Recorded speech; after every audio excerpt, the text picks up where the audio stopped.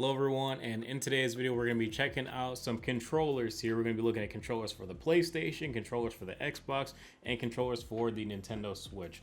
And out of this bunch, these are going to be my personal favorite controllers that I've used all year for each console, and I'm only going to give you two choices. And I'm going to have a little bit of feedback for some of them as well, and just some FYIs for what you should know when buying a controller. And I wanted to get this video out before Black Friday because I know that you guys are probably looking at some controllers for the holidays, since you're probably going to be indoors a little bit more, especially since it's getting chilly outside. We're probably going to start gaming a bit more with all the new releases that are coming out. And speaking of Black Friday, a quick word from today's sponsor, FlexiSpot. If you are looking for a way to spruce up your setup and make it more ergonomic, be sure not to miss out on FlexiSpot's Black Friday sales, where they will have deals going on up to 50% off. I've been using their new E7 Pro Plus standing desk most of this year, and it has been such a joy to use, since it's such a quality desk that is not only fast to go from sitting to standing, but also does so very quietly. Even with quite a bit of things on my desk, it is incredibly sturdy and has been very reliable. Be sure not to miss their flash sale happening November 25th, but it wouldn't be a bad idea to check out some of their pre-Black Friday flash sale deals as well, since they will have vouchers to save you even more money on Black Friday. Check out FlexiSpot's Black Friday sale at the first link in the description to save on upgrading your setup this holiday season, and also a huge shout out to FlexiSpot for sponsoring this video. Now, first up, we're going to have my picks for the best two PlayStation Pro controllers. I'm going to be taking a look at the Hex Gaming Rival Pro controller, as well as the Scuf Reflex lineup of controllers. Now, let's start off with the Hex Gaming controller, since this one is the newest controller for me. I just accidentally turned on my PlayStation 5, but it'll live. Anyways, this one does have 4 buttons on the back. You have a programmable button here.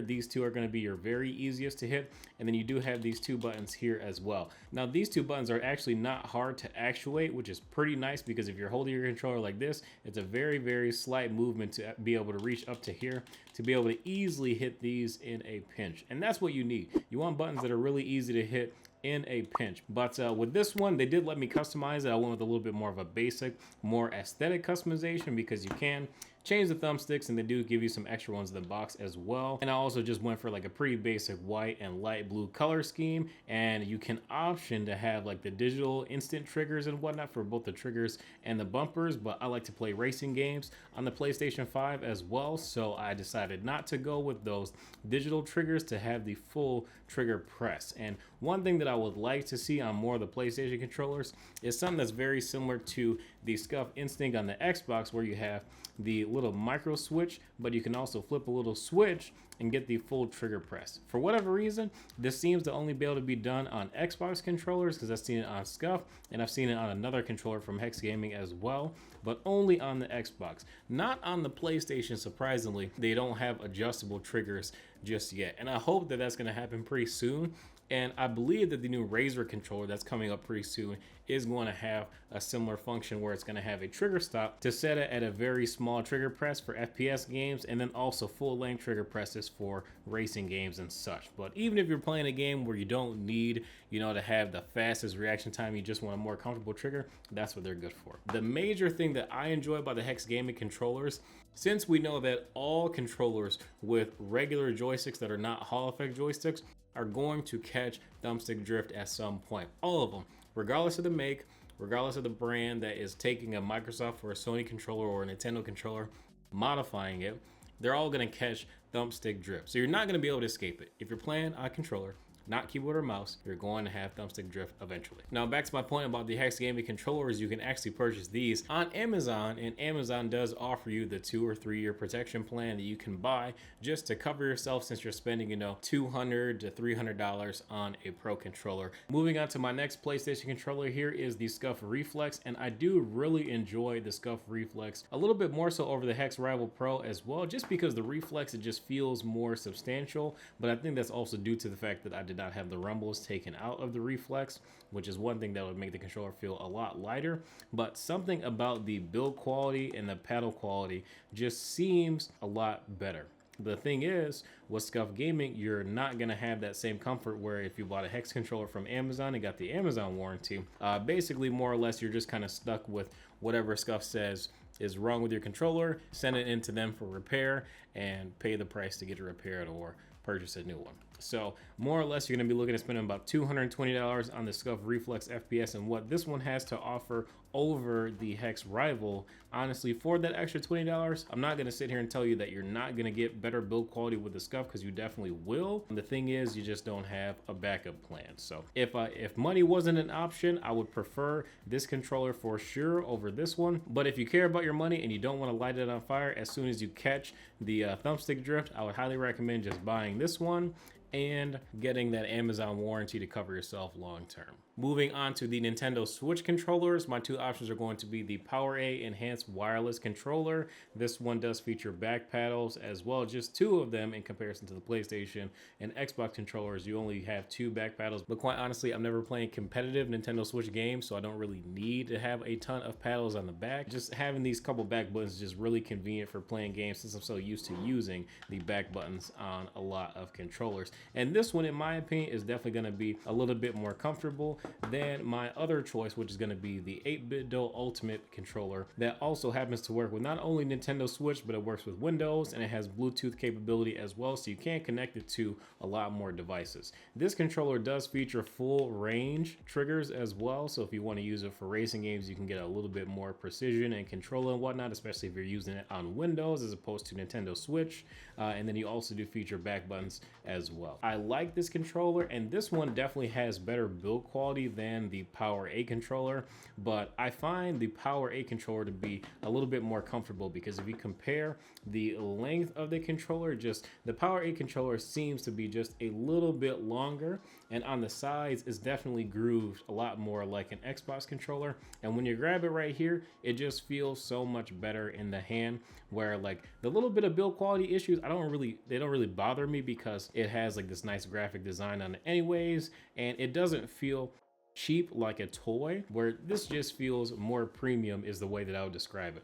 This doesn't have bad build quality, but it just feels a little bit worse than this one, because this one is built so well. If your hands are not as giant as mine, and you have, I would say that this would definitely be the better buy. And these back buttons just feel so nice, and they give you like just such a nice click and firm confirmation that you're hitting it. And I love the fact that these triggers give you the full range of motion as well. Like this 8BitDo controller is really, really nice, and it also works well, again, for Windows if you want to use it to play PC games and whatnot, but it's just a really nice controller for $69. So this one is $69. You can get some of the cheaper versions for about $50, and then the PowerA Enhanced Wireless Controller is between $45 to $55 as well, just depending on what sales they have on Amazon. But this one more or less is going to be built like your standard Nintendo controller as far as build quality is concerned and features, not having those full range triggers. But honestly, it doesn't bother me, because for most games on Nintendo Switch, you really don't need them. Last but not least, we're gonna go over my two favorite Xbox controllers that I've been using this year, and we have the Hex Gaming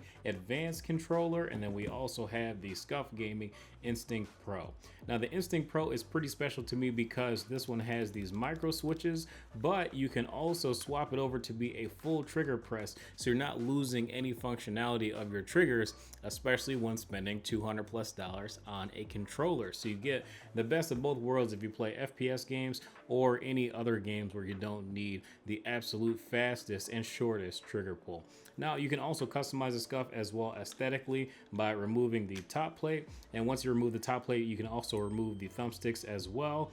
And then of course this is made on the newer Xbox controllers, so you do have like the upgraded D-pad and the mute button here for your microphone if you're plugging in a headset, and then the share button as well. And then you also have a USB Type-C, and you can use a rechargeable battery with this controller if you so please. Now the buttons on the back, this is one of my favorite parts about this controller, is the fact that these two buttons are very easy to press. You just grab your controller like this and you just pull a little bit, super easy. But I'm not a fan of pulling up, like when I'm holding the controller like this, it's just kind of awkward to pull up to press these two inner buttons. This is just not my favorite way to do this, and I wish that this was different, because this is just not the most intuitive.